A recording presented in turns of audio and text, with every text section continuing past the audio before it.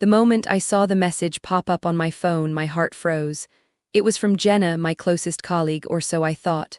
"Congrats on the promotion, you totally deserve it," the text read. I stared at it, disbelief swirling in my chest like a storm. Promotion? I hadn't even been told about any changes yet. And Jenna, she was supposed to be my teammate, my sounding board. Not someone who would snatch my idea and run with it. My name is Anna Carter. I'm 34 years old, a project manager at a mid-sized tech company, known for my attention to detail and relentless work ethic.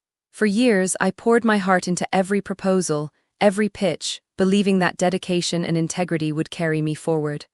But that morning, everything felt like it was crumbling. I put the phone down slowly and looked around my tiny office cubicle. The hum of the fluorescent lights overhead felt deafening in the silence. My desk was cluttered with notes and sketches, the ones I had spent months refining, hours spent drafting that project proposal that was now, evidently, hers. "Hey Anna, you okay?" My best friend Mia peeked her head through the cubicle wall, her voice soft but concerned. I forced a smile, even though my hands trembled a little. "Yeah, just surprised, that's all." She stepped inside, lowering her voice. "I heard Jenna got promoted to lead on the project. How did you not know?" I rubbed my temples. That's the thing, I didn't. I'm the one who pitched the entire concept to our boss. I remember the meeting clearly. I was the only one presenting. Mia shook her head. "That's not fair, you worked so hard." I nodded, biting back the frustration bubbling inside. This wasn't just about work. Jenna wasn't just any colleague. She was the kind of person who smiled in meetings but stabbed you in the back later. Always looking for the next shortcut, the quick win. The office was buzzing as usual. I glanced at the window. Outside, the city stretched endlessly, indifferent to my turmoil. I felt trapped, suffocated by injustice that wasn't new but had never hit this hard. My phone buzzed again. This time it was a message from my younger brother, David. "Saw the news. How are you holding up?" I sighed, staring at the screen. How was I holding up? Betrayed, invisible, overlooked. Jenna had stolen my idea, my future, and used it to climb a ladder I had been climbing for years. My jaw tightened. I remembered the countless nights I spent working late, the weekends I sacrificed to draft that proposal. And now she was reaping the rewards, while I was left with empty promises and hollow congratulations. Mia sat next to me, her voice barely above a whisper. "You deserve better than this." I looked into her eyes, feeling a spark of determination ignite. "I'm not going to let this go." Before I could say more, my phone rang. It was our manager, Mr. Harris. I answered cautiously. "Anna," he said briskly, "I wanted to congratulate Jenna on her promotion. She's taken the lead on the new project, effective immediately." I felt the words hit me like a punch. "Sir, with all due respect, I was the one who developed the project concept and worked on the proposal." He sighed heavily. "I know, Anna, but Jenna has more experience managing teams. This decision is final." I clenched my fists, swallowing my outrage. Understood. The call ended, leaving a cold silence in its wake. I glanced around at my coworkers, some avoiding my eyes, others whispering behind hands. I felt isolated, an outsider in the very place I had called my professional home. That evening, as I walked home under the dim streetlights, the weight of betrayal pressed down on me like never before. How could someone take what was mine and claim it as their own? Was I supposed to accept this, let it slide? Or was there a way to fight back? I paused, the city noises fading into the background. A single thought echoed in my mind. How do I bring her down in front of the board and reclaim what's rightfully mine? The question lingered like a challenge, daring me to rise. I couldn't shake the bitter taste that Jenna had left behind. The very next day, as I sat at my desk, the weight of her betrayal grew heavier. It wasn't just the promotion, it was how she had pulled it off. Mia dropped by my cubicle holding 2 coffees. "You need this," she said, placing one beside me. I took it gratefully. "Thanks." I'm starting to piece together how she did it. Mia raised an eyebrow. "Oh, do tell." "She's been playing dirty," I said quietly. "Last week, she asked me to share my notes under the pretense of helping with my workload. Then I noticed she was sneaking into meetings I wasn't invited to." Mia frowned. "That sounds like classic Jenna. Did you catch her outright lying?" I nodded grimly. Yesterday in the hallway, she told Mr. Harris that the initial project idea was hers. Front and center. And worse, she made it sound like I was slow and indecisive. Mia's eyes widened. "That snake." I looked down at the folder on my desk, the proposal I had painstakingly crafted. Jenna had stolen my thunder and painted me as incompetent. And the worst part, Everyone seemed to believe her. Just then Tom from IT popped his head around the corner. "Anna, you got a minute?" "Sure, Tom." He stepped inside, glancing nervously. "I don't know if you've noticed, but Jenna's been deleting some of your emails, ones that mentioned the project milestones." I blinked in disbelief. "She what?" Tom shrugged. "I overheard her bragging about cleaning up her tracks. I checked the server logs last night, some of your key emails went missing." My heart pounded. "That's sabotage." Tom nodded. "I'm on your side. I've already started backing up everything for you." Mia smirked. "See, you're not alone in this." But Jenna was a force. Every time I tried to bring up my concerns, she was there, flashing that fake smile, wielding her trademark pearl necklace like armor. "Anna," she said one morning, sliding into the break room behind me, "why so gloomy? Don't let this promotion get to your head." I met her gaze, ice cold. Funny, coming from the person who took credit for my work. She laughed a sharp, hollow sound. "Credit where it's due, sweetheart. If you'd been quicker, maybe you'd be in my shoes." That necklace, the one she wore every day, glinted under the fluorescent kitchen lights like a symbol of everything I despised about her. Superficial, flashy, and utterly ruthless. Her words felt like daggers, but I refused to show weakness. "You're nothing but a liar, Jenna." She shrugged, unbothered. "Believe what you want. The board clearly likes my style better." Later that afternoon, I found myself venting to Mia and Tom in the conference room. "I can't just sit back," I said. "She's manipulating everyone, the boss, the team, even HR. And she's good at it, everyone's scared to cross her." Mia leaned forward, voice steady. "Then you need to show them who she really is." Tom nodded in agreement. "We can help, I'll keep monitoring the server. If she's deleting evidence, we'll catch it." Mia smiled. "And I'll back you up in meetings, time to stop playing defense." A spark of hope flickered in me. "I swear, Jenna," I said quietly, "this isn't over. You took my idea, my chance, but I'm going to take you down, in front of everyone." Mia's eyes gleamed. "Now that's a promise." Tom grinned. "I like your spirit." That night I stared at the ceiling, feeling the fire building inside. I was powerless now, but that wouldn't last. Jenna's reign had only just begun, and so would my fight. I whispered into the dark, "Watch your back." That night I lay awake, replaying every moment with Jenna in my mind. The fake smiles, the stolen credit, the coldness of Mr. Harris's voice when he dismissed my concerns. But beneath the frustration simmered a growing resolve. This wasn't just a setback, it was the beginning of my comeback. I thought back to a quiet conversation I had weeks ago with Mrs. Langston, the retired senior executive who mentored me before she left the company last year. I had met her for coffee one afternoon, desperate for guidance, feeling invisible despite my efforts. "Anna," she said gently, stirring her tea, "sometimes the only way to fight unfairness is with patience and precision. Revenge, if you call it that, isn't about fury, it's about strategy." Her words had stayed with me, settling like a seed in my mind. I realized I needed a plan, a calculated, airtight plan that would expose Jenna without giving her a chance to defend herself. The next morning, I arrived at the office earlier than usual, the cold air still clinging to the city streets. The office building's glass facade reflected the first golden rays of dawn, and I found a strange comfort in that quiet calm before the storm. I opened my laptop and began reviewing every email, document, and message related to the project. Tom had set up a backup system overnight, pulling data from the server logs and reconstructing my erased emails. The digital trail was messy, but there, Jenna's manipulations, her fabrications. After watching this video, may your heart feel at ease and revenge be fun without exhaustion. Don't forget to like and subscribe so we can keep our spirits bright together. I also pulled out my notebook, flipping through pages filled with my handwritten ideas and sketches, the original spark that Jenna had stolen and twisted for her own gain. I knew these were my ammunition. Just as I was working, my phone buzzed. It was Mia. "Meet me in the cafe across the street at lunch, I have news." Curiosity piqued, I packed my things and headed out. The cafe was cozy and filled with the scent of freshly ground coffee. Mia waved me over from a corner table, eyes shining with excitement. "You won't believe what I found," she said as soon as I sat down. I leaned in. "Tell me." "I talked to Karen in HR. You know, the one who's usually tight-lipped. She let slip that Jenna's promotion bypassed the usual review process." I blinked. "Bypassed how?" "Apparently, Mr. Harris fast-tracked it, and no one signed off officially. Jenna slipped through because she had connections."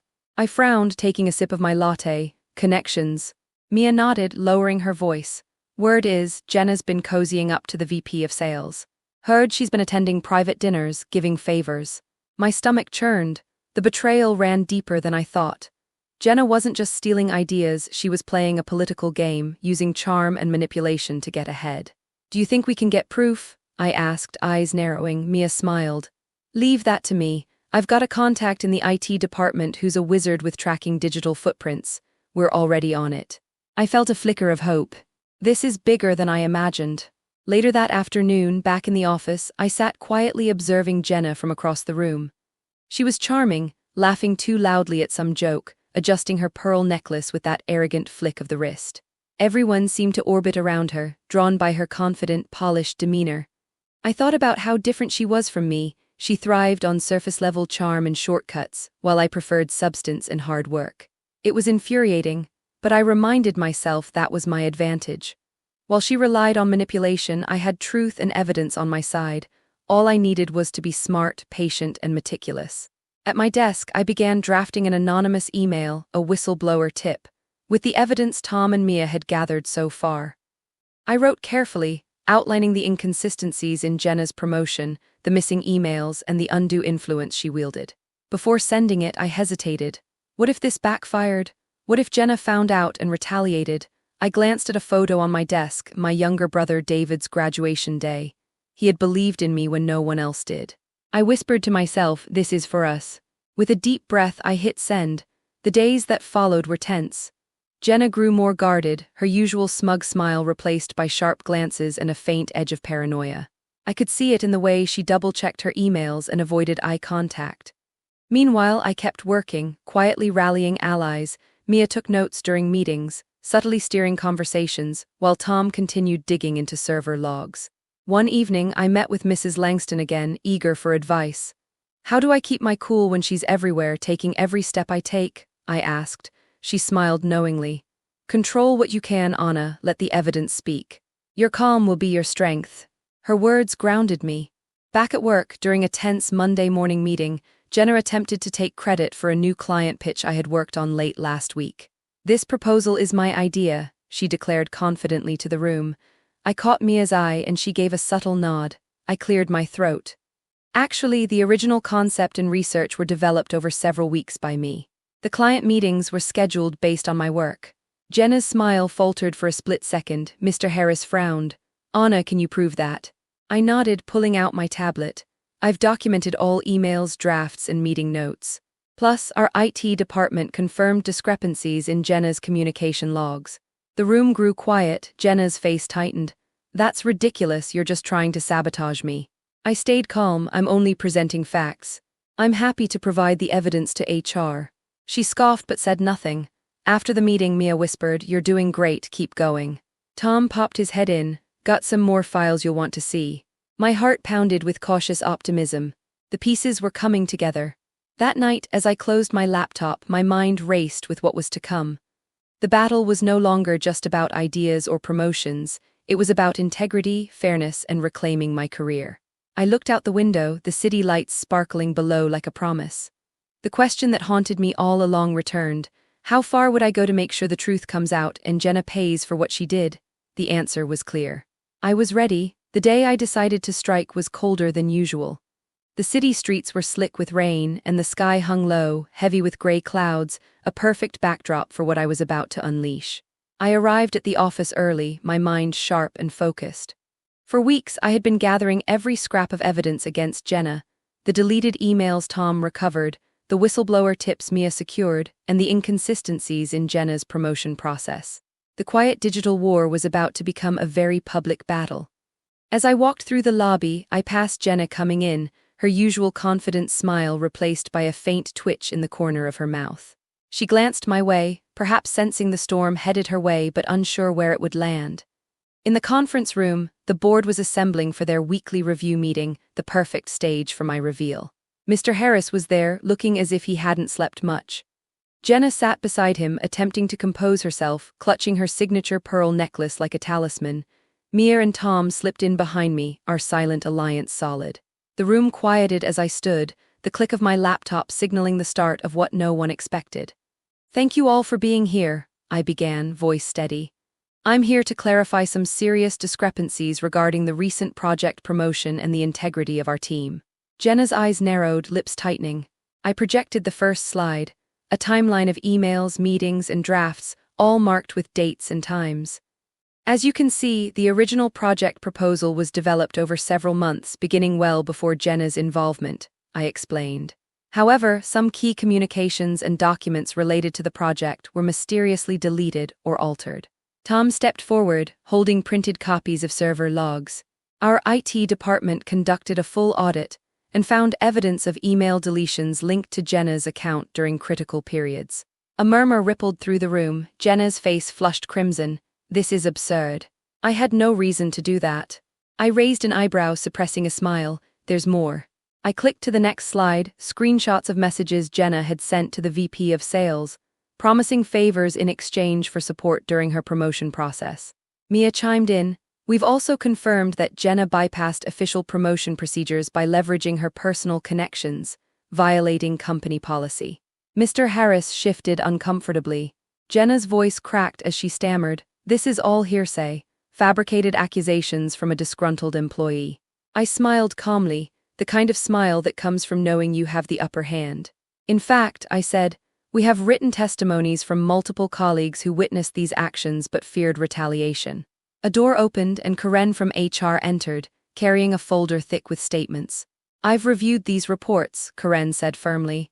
They corroborate the evidence presented. An internal investigation is warranted. The room buzzed with tension. Jenna's composure broke entirely. She stood, eyes wild. You think you can ruin me? I'm the one who got results, you're just jealous. I shook my head. This isn't personal, it's about accountability. She glared at me, then turned and stormed out, leaving a trail of whispered gossip behind. As the meeting resumed, Mr. Harris addressed the board. Given the gravity of these findings, I recommend suspending Jenna's promotion and launching a full disciplinary review. Applause was restrained but unmistakable. After the meeting, Mia nudged me. That was brilliant, you had them eating out of your hand. Tom chuckled, and Jenna looked like a cat caught in a rainstorm. I laughed softly. I had to throw in a little theatrics. A sarcastic note in one of my emails calling Jenna the queen of shortcuts made her furious when she saw it. Mia grinned, priceless. But beneath the humor, I felt a surge of satisfaction. This was more than just revenge. It was justice. Later, alone in my office, I reflected on how far I had come. Jenna's downfall had been meticulously planned and flawlessly executed. I was always one step ahead, never losing my calm. Still, the shockwaves were just beginning. That evening, a message popped up on my phone, a text from Jenna. This isn't over, you'll regret crossing me. I stared at it unfazed. Bring it on, I whispered. Because now, I was ready for whatever came next. The days after the board meeting felt like walking a tightrope. Jenna's threats hung in the air, but I refused to let fear control me. Instead, I doubled down on preparing for what was coming next, the legal battle that would decide everything. I met with our company's legal advisor, Miss Patel, a sharp and meticulous woman with a reputation for cutting through the noise. Sitting across from her in a small conference room, I laid out the entire timeline, the evidence, and Jenna's manipulations. Miss Patel nodded thoughtfully. You have a strong case, Anna. But we need indisputable proof. Documents, witnesses, communications, everything must be airtight. I handed over the folders Mia and Tom had compiled. Backed-up emails, server logs showing deleted correspondence, text messages between Jenna and the VP promising favors, and the signed statements from coworkers afraid to speak before. This, I said firmly, is the full picture. Jenna's influence was not just unethical, it's actionable. Miss Patel tapped the files thoughtfully. I'll prepare a legal brief. The company will have to initiate formal proceedings if this evidence holds. Walking out of the office, I felt a surge of determination. The fight was no longer just about reclaiming my job, it was about justice on every level. The next morning, word got out. The HR department sent a company-wide email announcing an internal investigation into Jenna's conduct, and the board's suspension of her promotion pending the outcome. Jenna's reaction was visible almost immediately. At the coffee machine, I overheard whispers, her usual confident poise replaced by a restless energy. She avoided eye contact, her face pale when passing by. One afternoon, I was in the elevator when she suddenly appeared beside me. Anna, she said, voice low and strained, you think this is the end. I met her gaze steadily. It's only the beginning for the truth. Her eyes flashed with anger. You'll never win. The elevator dinged and I stepped out. In the weeks that followed, the investigation unfolded like a high-stakes drama. Witnesses came forward, their testimonies corroborating the evidence we had compiled. The legal team cross-checked every detail. During a critical hearing, Ms. Patel presented the case before the board and HR representatives. Jenna's actions constitute a clear breach of company policy and ethics, she said, voice unwavering. The documented evidence includes email tampering, falsified communications, and abuse of corporate relationships for personal gain. Jenna sat at the table, visibly shrinking under the weight of the accusations. When asked to respond, she stammered, I never intended to harm anyone. The promotion was based on my merit. Miss Patel's gaze was sharp. Merit cannot be built on deception. The room fell silent. As the hearing concluded, Jenna avoided my eyes, her facade finally cracking. Walking back to my office, Mia caught up with me. They're calling it the Jenna scandal already. I laughed softly. It's been a long time coming. Tom sent me a message later that day. Evidence is overwhelming, board leaning towards termination. But even as the tide turned, I couldn't shake the feeling that this was only the legal front of a deeper battle. One evening, as I prepared to leave, my phone buzzed with a message from an unknown number. Stop this now or face consequences beyond the office. I stared at the screen, a shiver running down my spine, but I refused to back down. Because this wasn't just about revenge anymore. It was about standing up for what's right, no matter the cost. The aftermath of Jenna's exposure hit like a tidal wave, sweeping away everything she had built, her job, her reputation, her sense of control.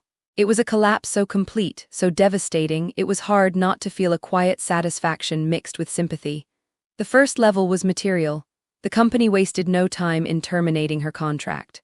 I heard through the grapevine that her bank accounts were frozen pending an investigation into financial irregularities linked to her misuse of corporate funds. Rumors floated around about lawsuits, asset seizures, and mounting debts.